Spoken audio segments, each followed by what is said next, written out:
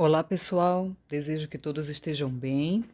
Dando continuidade aos áudios com algumas explicações sobre o funcionamento das pessoas autistas, e essas contribuições eu resolvi compartilhar porque eu não as vejo na descrição do DSM-5, que é a classificação diagnóstica e estatística que muitos profissionais da área da saúde, psicólogos, médicos, psiquiatras, neuropsicólogos, aí se utilizam para descrever melhor alguns comportamentos de pessoas autistas.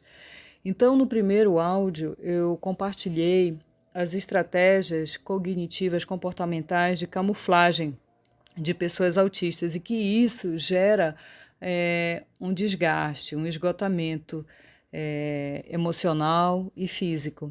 E no segundo áudio eu compartilhei sobre o esgotamento, o burnout de pessoas autistas, que é diferente do burnout comum das pessoas neurotípicas ou pessoas que não fazem parte do espectro, neurodiversos, que agora é colocado o termo.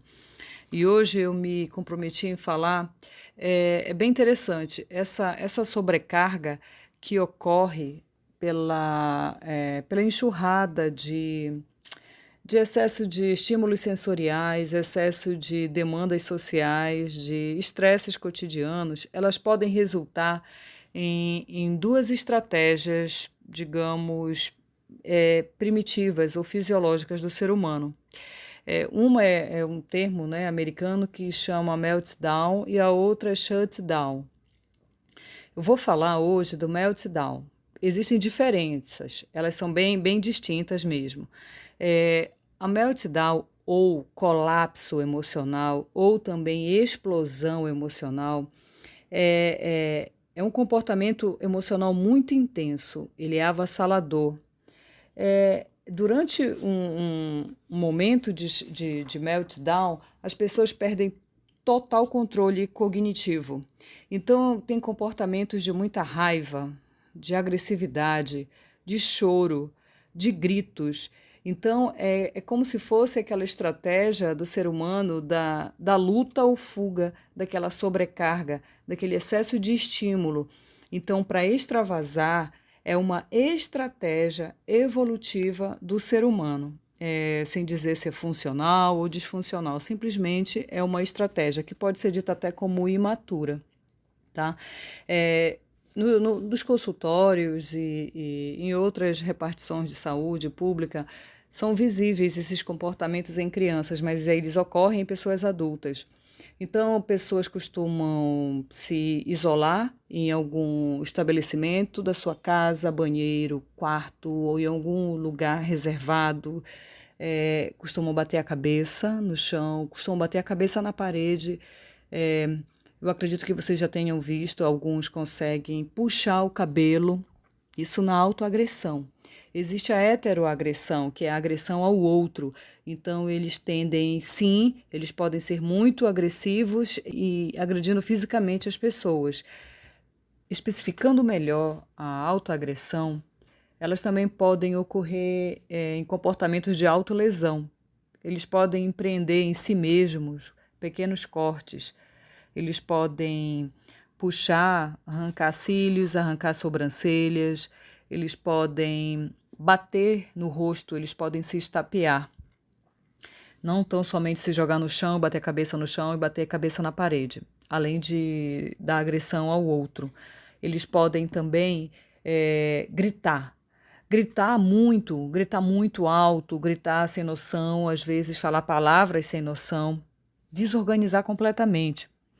Eles podem também ter choros compulsivos.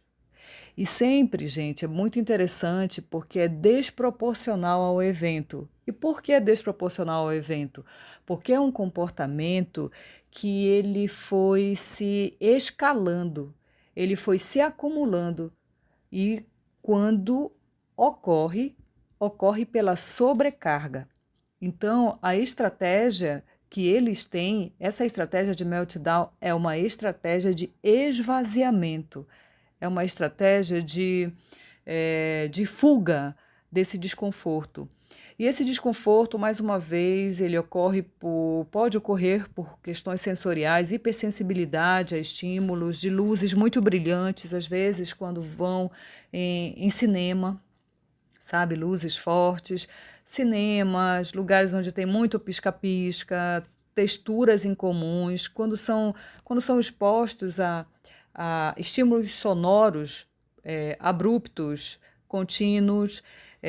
Então, esse excesso de estimulação, o excesso num tempo muito longo, ele gera essa sobrecarga e ele gera essa explosão emocional. Também eu ter que conversar com pessoas, eu ter que dominar um diálogo, porque para eles uma conversa não é tão somente uma conversa. Eu preciso tentar prever o que o outro vai falar, eu tenho que tentar prever o que eu tenho que dar de resposta. Às vezes isso não vem de forma fluida e isso começa a gerar uma sobrecarga, começa a gerar um cansaço e uma vontade de sair dali imediatamente. Então, nesses momentos acontecem a fuga.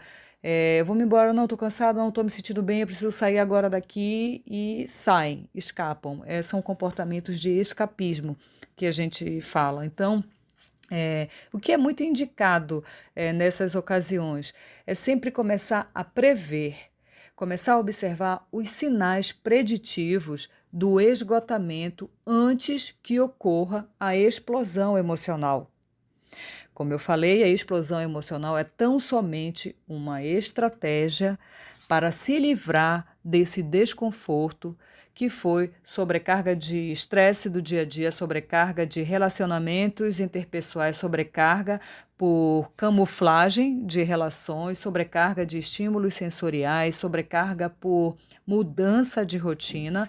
Por quê? Porque pessoas autistas, eles carecem de previsibilidade. Eles não conseguem ter essa visão mais ou menos do futuro.